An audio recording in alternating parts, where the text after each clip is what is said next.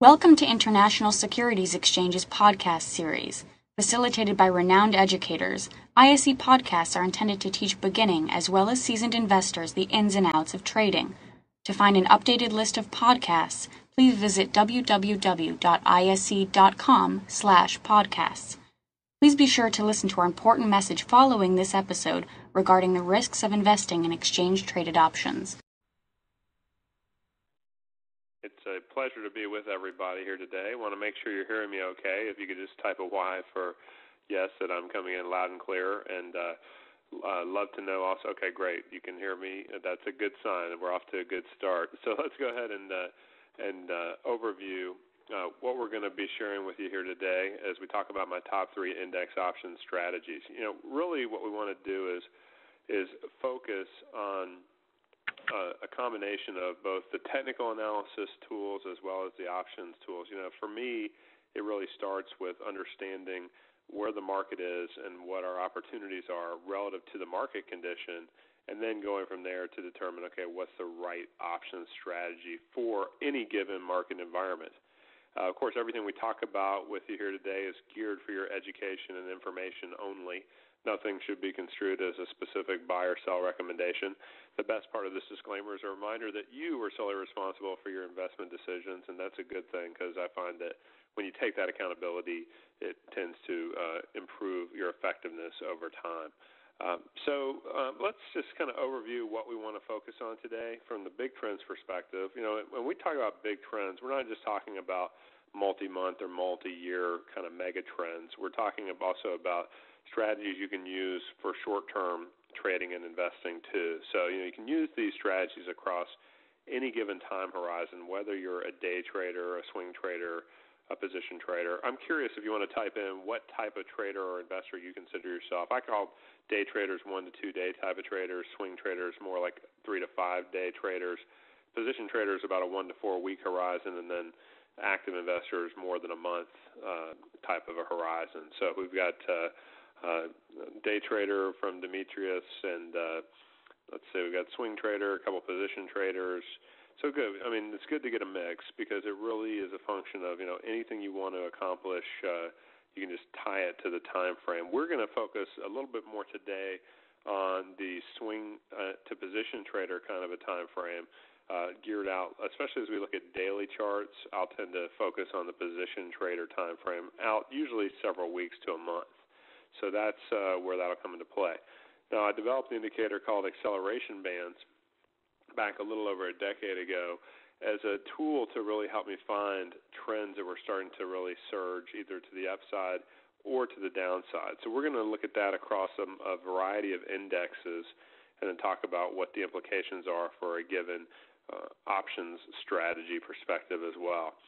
Also, we're going to talk about percent R. This is an indicator Larry Williams develops, but I've tweaked it, what I call the big trends way, to use it as much more of a trend-following indicator for very strong trends up or down.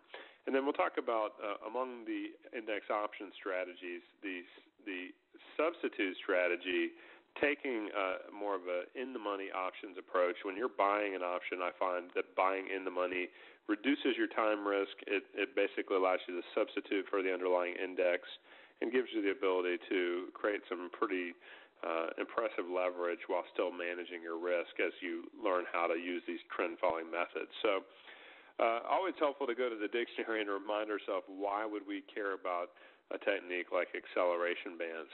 Well, when we look up in the dictionary, the words that jump out include increase of speed or increase of velocity. You know, if you're an options buyer, it's, in my experience, that's exactly what you're looking for, are those sweet spots where you get that speeding up of the trend, either to the upside or the downside. Whereas if you're an option seller, you kind of want the opposite. You want to actually see the trend going nowhere, that there's really no directional bias and you're benefiting from the passage of time as an option seller. So that's very important because it starts to tell us, okay, when is the wind at the option buyers' backs, or when do option sellers have an advantage when they're stuck in the middle of those bands without any velocity. So that's going to be very useful as we talk about a variety of different strategies you could be using. I'm not the one type of trader who advocates that you should only buy or only sell options. I think that there are a variety of techniques that you can use in your options trading, both on the buying side and the selling side. It's just a function of knowing when is the time where you have an edge. There's never going to be perfection in trading, but what we're looking for is to create edges where we know that while all trades won't always work out the way we want them, that we have a positive edge that makes it worth taking a series of trades and then generating an edge over time and having that opportunity to generate that edge. Now, also you see words in here like magnitude. I mean, that's another good one because we're talking about, when trends start to accelerate, that it's like, when they're going up at in the neighborhood of a fraction of a point a day, and then all of a sudden they start going up at a point a day or 2 points a day. It's that move trend per day that really tells you how much you're getting a bang for your buck in the options purchase. So, how many times have you seen it where you bought an option, you were right about the stock making a move in the direction you predicted, but you still could have lost on the option. Why? Because the move took longer in time than what you thought it would or what the market thought it would. So you pay that time premium, and then you see that get eroded. So the trend has to be strong enough to overcome the loss of time. And that's another reason why when we're looking for these blast-offs here, you've got to get that kind of first powerful thrust, if you will, coming from a state of no movement, as we think about the space shuttle analogy and saying, hey, if it's not going anywhere, sitting in there held on the Earth by gravity, then how's it going to get away from that? Well, it's got to have a pretty powerful energy surge. And that's the same idea when you get a trend breakout. You need to have enough of a surge to break through those bands and then, in essence, start to go into orbit for a strong trend move that can sort of coast on its own momentum for a while.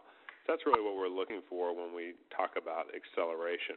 Now, the other idea is that the idea in the standard distribution model of the tails of the distribution are supposed to be relatively thin. These are considered the outlier moves. That 95% of the time, if you look at standard deviations, the two standard deviation moves should basically be held in check about 95% of the time in between those bands. So, when we think about that, we say, okay, well then what does that mean? It means that the other 5% is where the unusual action is. Now, of course, these tails are only supposed to be happening about 5% of the time. That's the outliers, more than two deviations away. The reality is they happen more than 5% of the time. So we have a situation in which we get an edge for these strong outlier events that actually happen with greater frequency than the market expects. So and of course you say, well, gee, why would you only want to trade 5% of the time? The thought is that there's hundreds of securities out there you can trade, if you're trading indexes, if you're trading ETFs, if you're trading stocks, you name it, that you have options on those vehicles, and you can take advantage of that and keep rotating your capital to those trends that are showing you that they fit that unusual type of a profile. The well-known hedge fund manager George Soros stated it was on these unexpected moves, or the fat tails in the distribution, is where he made the most money. I recall reading that in his book, Soros on Soros. And the concept there is that unexpected is really the key word here, that, what's expected already gets factored in to the option pricing model. So, if it's expected to have a lot of volatility, you can bet that you're going to pay up for those options. And so, it's looking for where we kind of catch the market sort of by surprise, or we buy the option enough in the money that we get rid of a lot of that volatility that's priced into at-the-money and out-of-the-money options that are usually all volatility. Now, sometimes I was critiqued when I first started presenting this concept about a decade ago, talking about the tech bubble and then the housing bubble and then the energy bubble and the gold bubble and the silver bubble. What you see is this rotates, that people said, that'll never happen again. And I said, maybe not in technology or Cisco systems for a long time, but, bottom line is that it can happen in other areas. And because human behavior doesn't change, it really is a situation in which, people want to participate in these moves. Bubble is always, in the media, it seems like it's always viewed in a negative connotation that, this has come too far too fast. And it seems like it's usually about those people who have missed the move and they're kind of frustrated or feeling like it's got to come back down. It's got to give me a better buying opportunity. And so some people call this trading the bubbles. But what I found is that the bands allow me to see these accelerations when the trend is just starting to heat up before it's too obvious. Certainly, during the middle of it, it's going to seem like, well, people are starting to talk about that unusually strong trend. But it also will tell us when the bubble is starting to burst, and so that's key. Once that starts to happen before the true collapse, then you're going to see an opportunity to actually trade these unusually strong trends that go up that can actually come back down quickly as well. Soros used to talk about the boom-bust cycle, that you get these booms and you get these busts. And the basic principle is that you can trade both sides of this move via the acceleration bands when they're in their strongest trend phases. So let's just identify a couple of rules here, and then we'll look at some charts. We look at a bullish entry. What I like to see is two closes consecutively. That's two closes in a row above the upper, for a bullish entry, upper 20-bar acceleration band. And this factors in the concept of two deviations typically. But the difference between an acceleration band and the prevalent Bollinger Bands that I'm sure you're familiar with is that Bollinger Bands do factor in standard deviation very nicely, but I found that acceleration bands also factor in trend. So they're looking for, good trends where we're starting to really move outside of those bands. And we love it when those moves stay outside of those acceleration bands. That's the best part of a move. That's the most powerful part of the accelerating stock up or down. And so what we like to see for really strong trends is that second bar's close is even higher than the high of the first bar for a bullish breakout type of a trade. So we're just basically starting to really surge at that point. And then for an exit rule, we used to use a close back into the bands, but what I found is that, as maybe there's been a greater awareness or the markets have become a little bit noisier, that it's a close below the 10-bar exponential moving average. So on a daily chart, a 10-day exponential moving average. On an hourly chart, it would be a 10-hour, last 10 hours closes exponential moving average. That whatever time frame you trade, you can apply the same principle. And it's very effective at riding the really good trends and then hopping off once it seems to be decelerating. So, that deceleration now gets you back into where it could still keep going up, but maybe at a slower rate. And so we want to be, at that time, typically rotating on out into some other opportunities. So we have some variety of indexes here, including some ISE indexes we want to show you. And so let's look at a few examples. So you can see here that the second close in a row for the Russell back in March was an example of this bullish breakout that we had not just one but two closes in a row outside of that upper blue 20-day acceleration band. The middle line, by the way, is just a 20-day simple moving average. There's nothing special about that line. It's just kind of the midpoint of the broader trend. But we're really trying to catch the sort of sweet spots as an option trader. You say, well, why don't you ride that whole way? Well, there's some slowdowns during that period, and you can see in this case it knocks you out a little bit early that it closed underneath that 10-bar exponential on that yellow line, and that close below there is what we care about. You see that we'll get intrabar trades underneath there, but almost everything I look at once we're in a trade is geared around, okay, the close beyond the key level will typically tell me it's moved too far and it's time to hop off.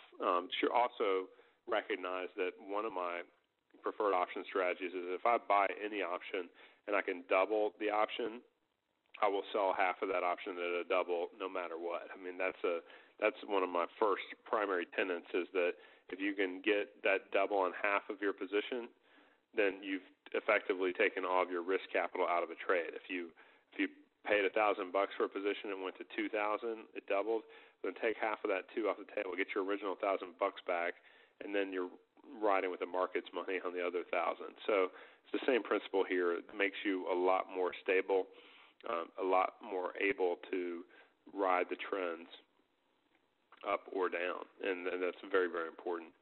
So, from this perspective, you can see that the Russell had busted out to the upside. Now, based on my rules, you can see that the exit back here on this last signal, when we got the two close above, the exit was right about the same level as where it got in, maybe even a little bit worse. You might have taken a small loss on that and probably not had the opportunity to double on that prior little run-up.